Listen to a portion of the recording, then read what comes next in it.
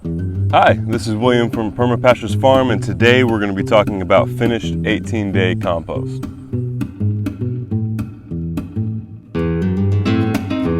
All right, so this 18-day compost is actually 2 months later. The reason it's 2 months later is because we got busy doing other things, and also I wanted to see if these wood chips would actually break down.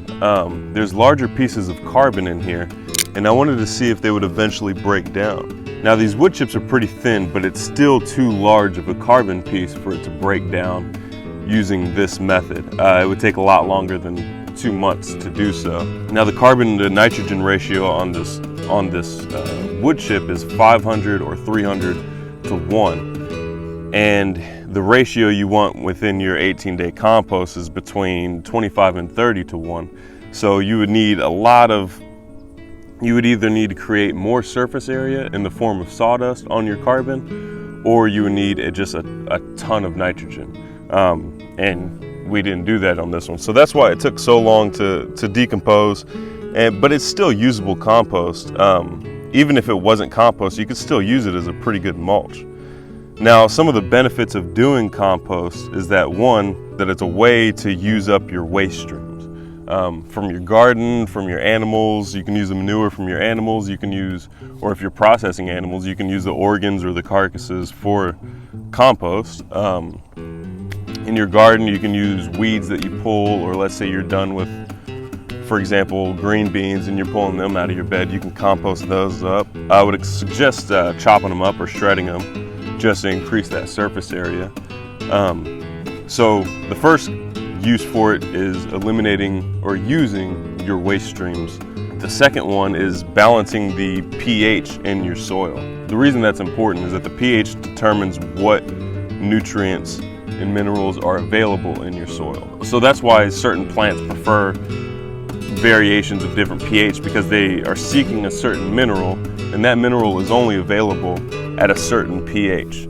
Well, this helps balance your pH, so more minerals and nutrients are available to those plants. The third thing that compost is, useful for is that it's a slow release fertilizer. Unlike your liquid fertilizers and stuff like that add salt to your soil and are used up fairly quickly, this one is a slow release.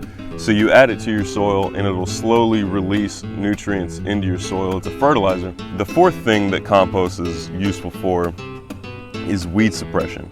Weeds will only pop up whenever your soil is lacking something, whether it's lacking in certain nutrients, or it's lacking in compaction, or it needs to be decompacted, or that's when weeds pop up. If you have compost, you're adding nutrients to the soil, so it's no longer lacking in any nutrients. And it's also light and fluffy, so it's no longer compacted. It helps reduce the amount of weeds that you need to pull, and it also suppresses weeds by quite a bit. The fifth thing that compost is good for is water maintenance. So it retains water when it needs to, and it also wicks water when it needs to. So it helps maintain your water retention within your garden. So like I said before, this 18-day compost took a little bit longer, took quite a bit longer than 18 days. This is 2 months later. And part of that was an experiment, part of that was just a lack of time. So if you plan on making your own 18-day compost, try to avoid using these wood chips. They don't decompose very easily. They take a lot of time and a lot of nitrogen in order to do so. If you have to use a wood substrate of some sort, try to go for sawdust. There's more surface area to it, and it's easily accessed by the nitrogen. So therefore it'll decompose a little bit better. And if you're worried about not getting the cleanest sources of manure, or your wood might have some sort of chemicals in it or something like that, it's okay if there's a little bit in there, because the act of composting will actually lock up those toxins in medium or long carbon chains. So the act of composting is actually eliminating toxins, or locking them up so they become inert. It's not eliminating them, it's locking up the toxins so they become inert. So don't worry too much if your only source of manure comes from people that might worm their animals or give them antibiotics or something like that. the act of composting will lock up those toxins. You'll be okay, as long as you keep it aerobic. If you keep it aerobic, then it'll lock up those toxins. If it turns anaerobic, then those bad bacteria, which thrive in anaerobic situations, will actually, become worse. So keep your compost anaerobic, or keep your compost aerobic, and everything will work out. And now you can use this in your nursery, you can use it in your garden, you can spread it out in your pasture like Joel Salatin does. There's just a bunch of different uses for this compost. You can turn it into compost tea and use it as like a foliage spray on your orchard. You can use it for all kinds of different things. You can use it as, another thing you can do with that compost tea is you can spray your garden with it, and it acts like a little bacteria, like a beneficial bacteria bomb.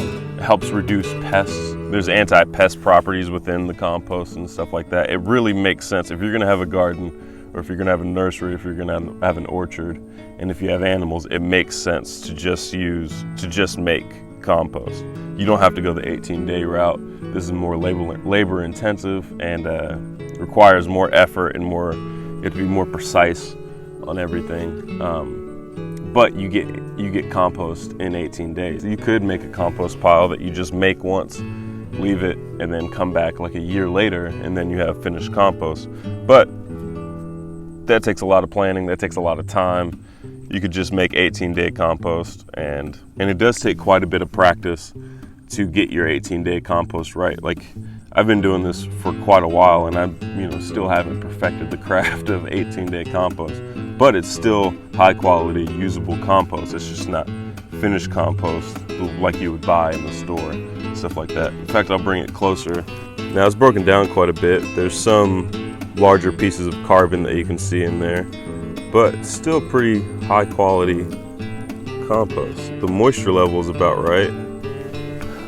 All right, so if you have any questions about anything involving homesteading or permaculture, feel free to comment down below.